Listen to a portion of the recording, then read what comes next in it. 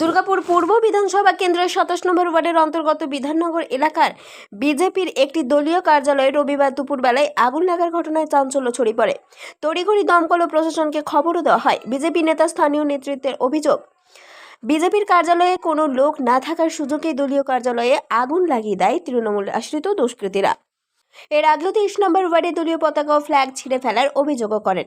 পুলিশকে জানানো হলেও পুলিশের তরফ থেকে কোনো সদুত্তর ভূমিকা নেওয়া হচ্ছে না বলে অভিযোগ।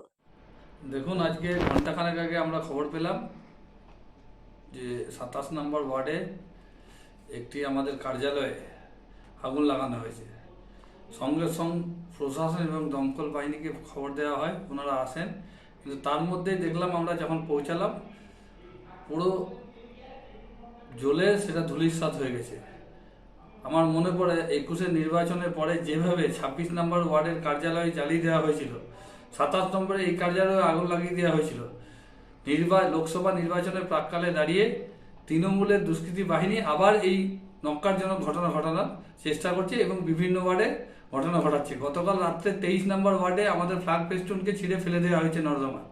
আমরা বারবার করে প্রশাসনকে এই বিষয়ে দৃষ্টি আকর্ষণ করতে বলি, কিন্তু প্রশাসন নীরব দর্শকের ভূমিকা পালন করছে। আমরা বলতে চাই, এই যে আগুন লাগিয়েছে, এই আগুন শুধুমাত্র কার্যালয়ে লাগানো হয়নি, ভারতীয় জনতা পার্টির সমস্ত কার্যকর্তার বুকে আগুন লেগেছে। অর্থাৎ এর প্রতিফলন নির্বাচনে পড়বে এবং সাধারণ মানুষ দুর্গাপুরে যেভাবে ২০১৯ সালে প্রায় ৭৫,০০০-এর বেশি ভোটে লিড দিয়েছিল, এবারে মাননীয় দিলীপ ঘোষকে ১.৫ লাখের বেশি ভোটে লিড দিয়ে মোদিজির হাত শক্ত করবেন, এই আশা, এই ভরসা রাখছি এবং তৃণমূলের এই নক্কারজনক ঘটনাকে আরেকবার আমরা ধিক্কার জানাই। যদিও অভিযোগ অস্বীকার করেছে তৃণমূল। শুকনো পাতা বা ধূম্রপান থেকে আগুন লাগতে পারে বলে জানান তৃণমূলের জেলা সহ সভাপতি উত্তম মুখার্জি।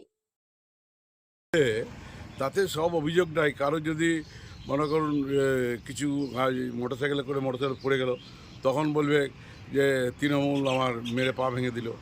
তারপরে যাই হোক, কেউ হয়তো ঢিল ছুঁড়েছে বা হয়তো পাকা আম যদি মাথায় পড়লে মাথায় চোট লাগলো, ফুলে গেল, তখন বলবে তৃণমূল করেছে।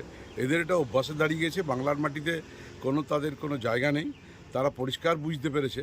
তাছাড়া ধরুন, দিলীপ ঘোষের মতন মানুষ আজকে মেদিনীপুরে, খড়গপুরে তার কত সুখে তাকে হুট করে তুলে এখানে দিল, ভাবছে বোধহয় বিরাট দামামা বাজাও। কিন্তু এখানে দুর্গাপুরে আর কোনো জায়গা হবে না, কারণ তাদের পার্টি অফিসে যে আগুন লেগেছে বলছে, সেটা হচ্ছে একটা গুমটির মতন ছোট একটা টেম্পোরারি পার্টি অফিস। অনেক গাছ তার পিছনে আছে, শুকনো পাতাগুলো পড়ছে, বা তারা হয়তো কোনো ধূমপান করেছিলেন, কেউ হয়তো কিছু ফেলে গেছেন, সেখান থেকে আগুন লাগতে পারে। আমাদের খেয়ে দিয়ে কোনো কাজ নেই। আমরা তো লড়াই করতে ভালোবাসি, রাজনৈতিক লড়াই ভালোবাসি, আর ওনারা গুন্ডামিটা ভালোবাসেন, ওনারা দাদাগিরি ভালোবাসেন। তো তাদের সেরকম গিয়ে দাঁড়াচ্ছে। কিন্তু তৃণমূলের কোনো এর মধ্যে কোনো হাত নেই। তৃণমূল তার তীব্র নিন্দা করছে। যে কোনো পার্টি অফিসে আগুন লাগা মানে খুব ভয়ঙ্কর ব্যাপার। আমি ওনাদেরকে অনুরোধ করব, আপনাদের যেখানে যেখানে রাস্তার ধারে আনঅথরাইজ অফিসগুলো করেছেন, সেগুলোকে দয়া করে আপনারা রক্ষা করুন। জয় শ্রীরাম করবেন, আপনারা অভিযোগ আগুন লাগবে, আপনারা অভিযোগ অস্বীকার করছেন একদম। আর এসব হচ্ছে নোংরা জিনিস। এরকম নোংরামো তারা অন্যান্য জায়গায় হয়তো করে, বাংলার মাটিতে হয়তো চেষ্টা করে তারা ভাবছে ভোটের দামামা বাজাবো, কিছুতেই দামামা বাজাবো না। অন্যদিকে এই ইস্যুতেই বিজেপির পথ অবরোধকে ঘিরে চাঞ্চল্য ছড়ায়।